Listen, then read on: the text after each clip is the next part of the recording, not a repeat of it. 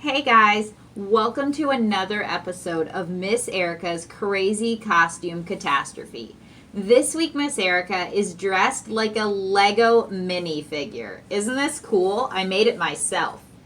But I bet you're wondering, there's something wrong with my costume, right?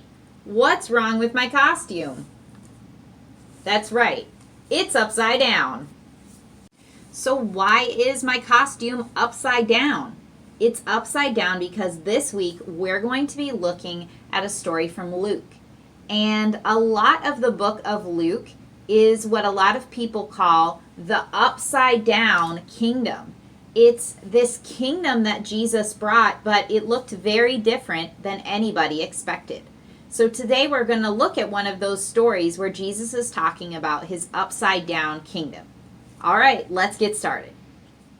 Last week, we learned how a lot of the parts of Matthew, Mark, Luke, and John are looking at things that Jesus did, but also things that Jesus said. So this week, we're looking at things that Jesus said. Jesus was teaching a lot of people out in the countryside. A lot of the people, most of the people actually, who lived back then were very, very, very, very, very poor. Most of them were slaves or super poor peasants who were living on someone else's property. And everybody had to pay these super high taxes to Rome. And most of these people were the people who came out to listen to Jesus. So they were very poor and they had no control and no say over their lives. So all these people came out to hear Jesus teach them. But Jesus taught them something that they didn't expect. All of these people were super poor. They didn't know if they would even have enough food to eat tomorrow. But Jesus said, don't worry about anything. Don't worry about what you will eat or what you will drink or even what you will wear. He said that God will take care of you. God is in charge. But the people who came to hear Jesus that day, that's probably all they thought about and all they worried about because they were so poor. But Jesus is saying, don't worry at all. I am in charge. And then he goes on to say this. I'm going to have Miss Jenna read this next part for us. Take it away, Jenna. Hi, everybody. It's me, Miss Jenna. And here's Nathaniel. Say hi, Nathaniel. Hi, Nina. We missed you guys a lot and hope that you're doing okay and hope that you're still having a good summer. Miss Erica asked me to read the Bible passage for this week from Luke 12, verse 32 through 34. Fear not, little flock, for it is your Father's good pleasure to give you the kingdom. Sell your possessions and give to the needy. Provide yourselves with money bags that do not grow old, with a treasure in the heavens that does not fail, where no thief approaches and no moth destroys.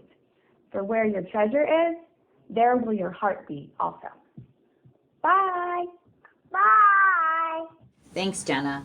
So Jesus says, fear not. That's another way of saying, don't be afraid. Don't worry about anything. That was probably really reassuring and comforting for those people to hear. And I think it's reassuring for us to hear too. Don't be afraid.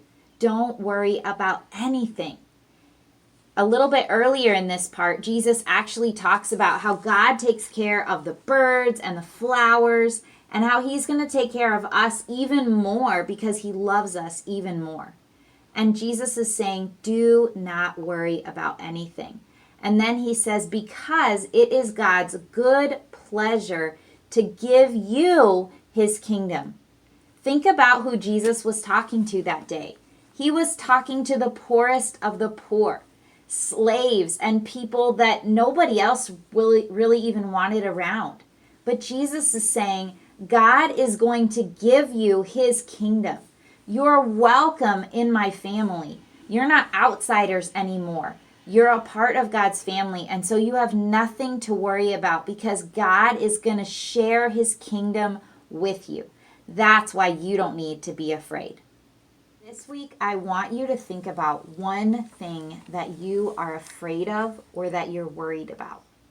And I want you to remember that it is God's good pleasure to give you his whole kingdom, to share everything he has with you, to take care of you. Even better than he takes care of a little bird or a little flower, he loves you so much more, and he's promised to take care of you. So when you feel those things that you're afraid of, like bubbling up inside of you or crawling into your brain, take a minute and remember that God is in control and that he has promised to share his whole kingdom with you. All right, guys, I loved hanging out with you again for another episode of Miss Erica's Crazy Costume Catastrophe. Thanks so much for hanging out with me. See you again next week. Bye.